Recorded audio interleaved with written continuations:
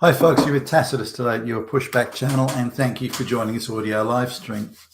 In this essay, I'd like to talk about the subject of the rental crisis, which is a twofold crisis. There's a shortage of accommodation available for rent, and that the prices seem unusually high, even in areas where there are not many takers. So I just want to talk about that this is an international Western world scam.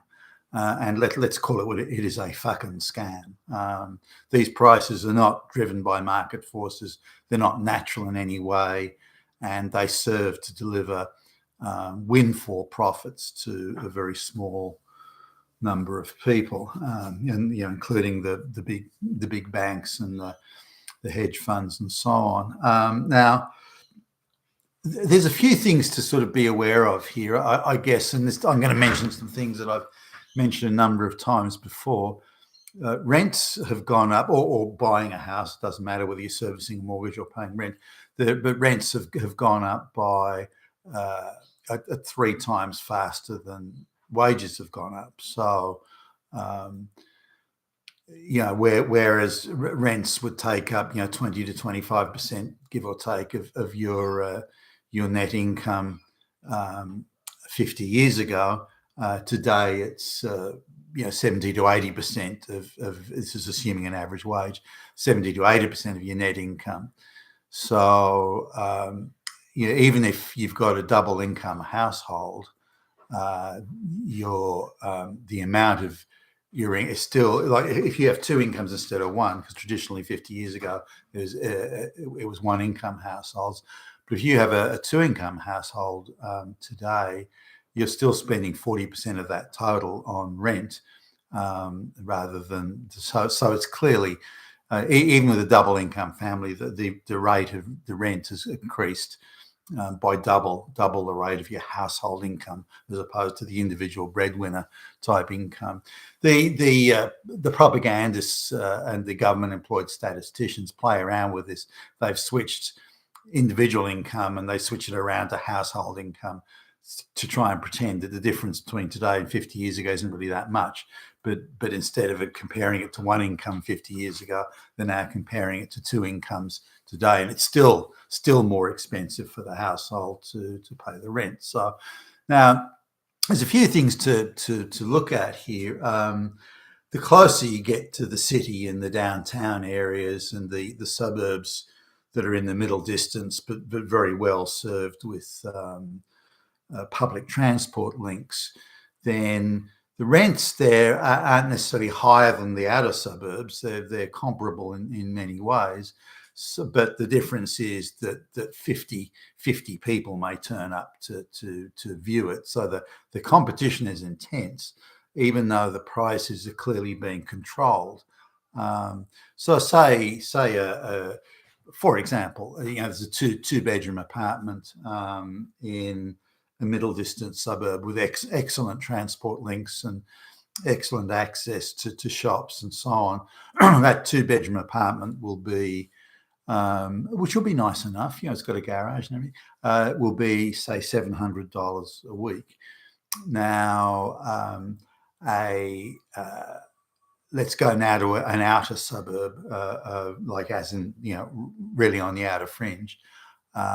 And that same quality apartment will be $600 a week. So $700 in a middle distance with excellent transport links, then it go to $700 a week, or $600 a week. So only $100 less in a far outer range suburb with very average or ordinary transport links. Trains, for example, the nearest train station has a train going once every hour, unlike the middle distance suburb where they go every 10 minutes, these sorts of things. So somehow the price differential between an excellent sort of location and a far out location, it's only $100. But here's the difference: when the $600 middle distance location is advertised for rent, again, 50 people will turn up. hardly any of them white Anglo-Saxons, by the way. And they're all, Chinese, Indian subcontinent, that sort of stuff. Very, very few are outside of those two diasporas. Now, in the outer fringe suburb, though, the rent's only $100 less for what is, given the travelling and the implications there, quite a big difference. Now, the train ticket.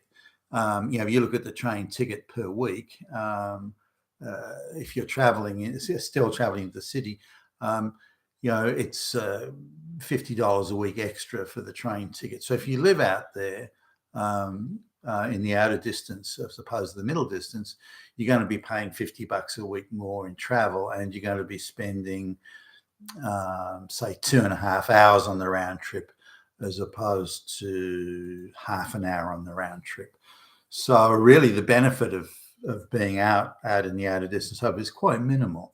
Now, if you want to save $100 a week, you could do it, but really, your saving financially is small.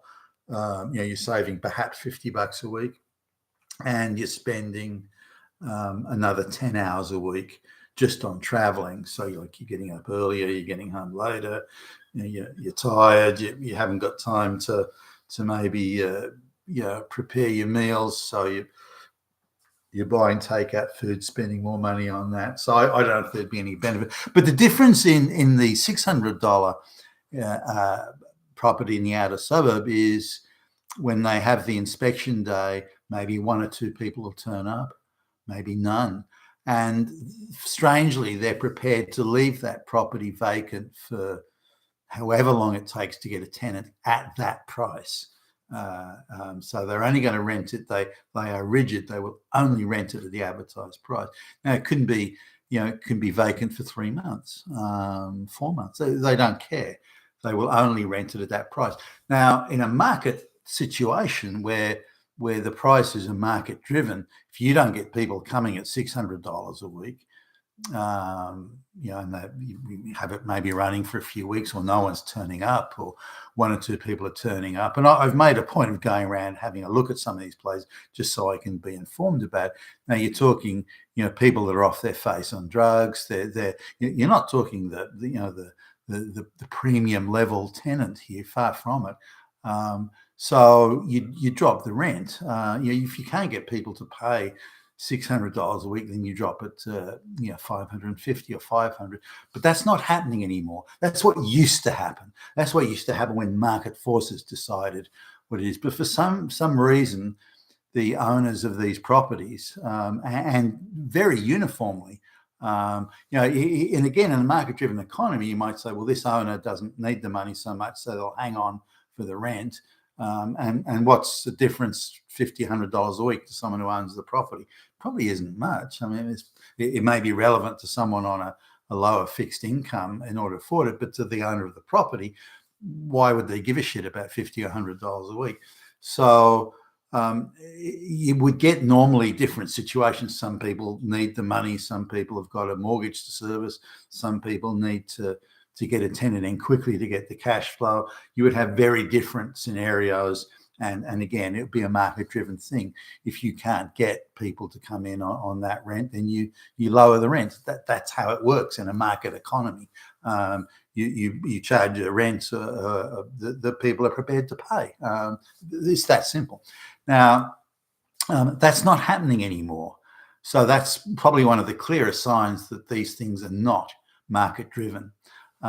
So we see a situation where the price range, it's all in a pretty tight range, a tight pricing band, if you like, where the difference between the properties, a two-bedroom, the difference between the properties, a two-bedroom apartment anywhere in the middle distance suburbs in Sydney is almost exactly the same price.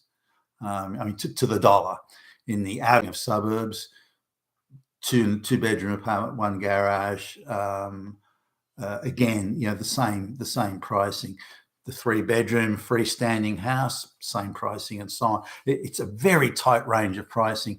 Clearly, it's not market forces that are driving it. It's a predetermined, centrally planned range of pricing, and we need to accept that. And we got to wonder why our politicians, why our media, why our commentariat generally just never talk about this. Now, coming to the issue of immigration, I've listened to a number of talk shows in not only Australia but Britain and Canada, and when it comes up to why the rents are high, or why properties are hard to get, or why people are being squeezed out of younger people in particular are being squeezed out of renting their own place, then there's no mention. There hasn't been a single mention that high immigration's got anything to do with it. There's just, I don't know why. There should be more property being built. The builders need to step up and build more property. That's what it is. And yeah, look, I can't figure it out. It's a real mystery. And so there's no attempt or inclination to deal with any reality, such as the hedge funds are buying up vast swathes of real estate, that the Chinese, Communist Party generals with monopolies, business monopolies over vast areas, that they've got gazillions they want to money launder, and they buy up swathes of property. In Australia, there's the Chinese property investors are buying up 200, 300, 400 properties each. So these are, and leaving them empty or populating them with effectively peasant slave labour to go and work, that the Chinese businesses that are in Sydney, whether it be restaurants or beautician, nail painting salons, or anything else that the Chinese mafia have moved into. So these are the Chinese mafia have moved into. So these are key issues, critical issues, but that's not being discussed or not being looked at. The other thing too is that, and we see this sort of all over, where Chinese and Indians, they'll send one person out to rent the apartment, or maybe a couple to rent the apartment. But as soon as the apartment's rented, they then bring in many of their diaspora into the apartment, so they can live 10, 20 to a 1 or 2 bedroom apartment, mattresses on the floor, bunk beds, that whole thing. And so they're then spreading that rent out amongst 17 people, rather than as it would be with a local. Now that's meant to be against the law, but you can't have more than 4 people living in that apartment, but they've got 17 or 20 or 25, whatever it is, rolling shifts and the whole thing. And yet the local council and none of the authorities that are tasked with regulating that, they just look the other way, don't want to know. Every now and again you might get a raid on the place from the immigration authorities for people, but that's more for visa overstays than for anything else. Not per se illegals that have arrived illegally, but people have arrived on a tourist visa, and they've just decided to stay as slave labour. And you'll get raids there, and then you'll see the immigration agents all over the place, people running around, jumping over fences, hiding in bushes, and there's almost an air of comedy to it. And then you'll see the next day a pile of mattresses on the just out on the street. But this is extremely widespread. So the shortages are coming. Not there's building going on everywhere. There's in Sydney, there's just new tower blocks of apartments appearing everywhere you look. So there's no shortage of new properties being built. A disproportionate amount of those properties are being purchased by money laundering offshore investors, just trying to money launder their illicit gains. But there's no shortage of property being built. So the issue is immigration and big money, big investor money coming in and buying up swathes of real estate. But the real issue, as far as I can see, is market forces are not allowed to operate. If they were competing, if landlords were competing and were trying to attract tenants based on affordable rent, then it would completely change the economic landscape. There would not be worth, there would be much less profit, there would be much less returns, there would be lower returns. And this is something the big hedge funds and the other players, of which politicians are now a big part. Western politicians now derive a majority of their income from real estate speculation today, in cahoots with the big financial end of town. So it's in their interest to keep this scam running in many ways, rather than to be concerned about the cost of living for the citizenry. So we've got a situation where, because market forces in terms of pricing are being prevented, like there's monopolistic, oligopolistic type pricing, cartel type pricing going on in real estate. There is no competition, and because there is no competition, prices are held artificially high, which means you can get many thousands of properties that stay up for rent for months at a time, but where the property owners just simply won't reduce the price to attract tenants. So because of this artificial market pricing and holding the line on it, that in turn is creating a squeeze for people who can't afford rent or are struggling to afford rent. It also means that the nature of living is going to change insofar as how Westerners live. This idea of independent living and this sort of thing, that's close to disappeared for the generation, say, under the age of 40 years, where they have to live communally. Not that they didn't happen for, say, uni kids and just young kids fresh out of school type stuff. It used to be that way, when I was a kid. But you got out of that as quickly as you could. You started career type employment and building, so creating some sort of situation where you didn't have to live that way in some sort of hippie commune type concept.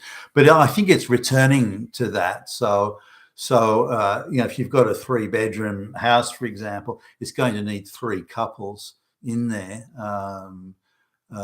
all working as baristas at the local, Starbucks or something like that, in order to generate enough money, or working at some shit job in retail to generate enough of a household income to be able to afford the rents. And I think already that's having a big effect, that the people in their 30s and even 40s are having to live communally now just to get by. I think that's where things are at. But I do want to really make the point here that there is no market competition in prices. Prices are heavily controlled and centrally controlled, and the whole thing's a scam, not just from the immigration perspective, but from various other perspectives where big money is allowed to buy up hundreds upon hundreds of properties and keep them empty. You've been with Tacitus today, your Pushback channel, and thank you for listening.